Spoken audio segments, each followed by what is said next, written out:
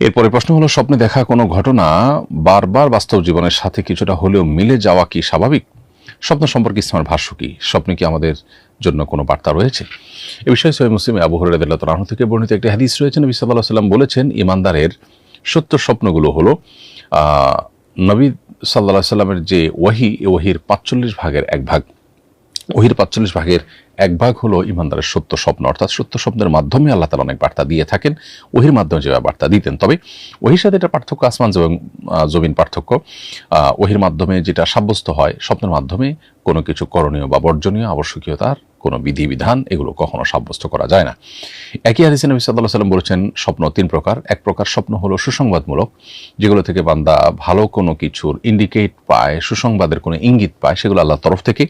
আর কিছু স্বপ্ন আছে যে স্বপ্নগুলো হলো রুইয়া তাহজিন, এটা মিনাশ শাইতান। যে স্বপ্নগুলো মানুষকে ভড়কে দেয়, পেরেশান করে দেয়, অস্থির করে দেয়, এগুলো শয়তান থেকে হয়, শয়তান মানুষকে এরকমটি করে থাকে।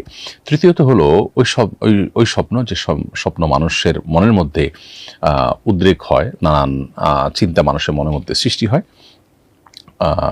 মানুষ যখন যেটা ভাবে, চিন্তা করে, কল্পনা করে, সেটাই মানুষ স্বপ্নে দেখে। এটা হলো জল্পনা কল্পনার কারণে, যেটা বাস্তব জীবনে বা জাগ্রত অবস্থাতে চিন্তা ভাবনা বেশি করেন, ঘুমালে সেটা নিয়ে দেখেন। এটা হলো আরেক প্রকার স্বপ্ন। এটাও বিশেষ কোনো ব্যাখ্যা বা আপনার অনেক কোনো ইঙ্গিতবাহী কোনো বিষয় না।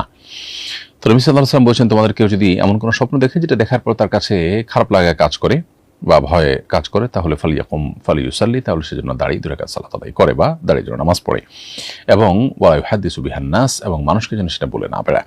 তাহলে স্বপ্ন দেখার ক্ষেত্রে এই নীতিমালাটা আমাদেরকে অনুসরণ করতে হবে। এছাড়াও আবু কাতাদা রাদিয়াল্লাহু তাআলা থেকে বর্ণিত আরেকটি হাদিস রয়েছে। সেই হাদিসে নবী সাল্লাল্লাহু আলাইহি ওয়াসাল্লামের নির্দেশনা আছে, যদি কেউ স্বপ্নে এমন কিছু দেখে যেটা তার ভালো লাগে, তাহলে সে খুব কাছের মানুষরা অন্যদেরকে বলবে না।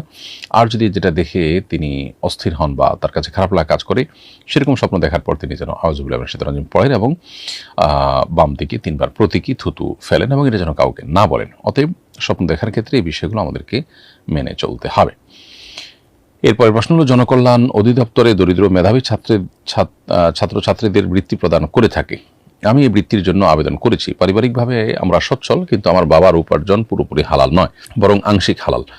বাবার টাকা যাতে না নিতে হয়, এই জন্য আমি আবেদন করেছি। বৃত্তির টাকা নেওয়া আমার জন্য জায়েজ হবে কিনা? প্রিয় দর্শক, আপনি যে প্রশ্ন করেছেন, এখানে আপনি স্পষ্টতই উল্লেখ করেছেন যে এটা দরিদ্র মেধাবী ছাত্রছাত্রীদের জন্য। দরিদ্র মেধাবী শিক্ষার্থীদেরকে যে বৃত্তি দেওয়া হচ্ছে, এখানে তারাই নিতে পারবেন, তারা যারা দরিদ্র। আপনি সচ্ছল পরিবারের সন্তান হিসাবে এটি আপনার জন্য গ্রহণ করা জায়েজ হবে না।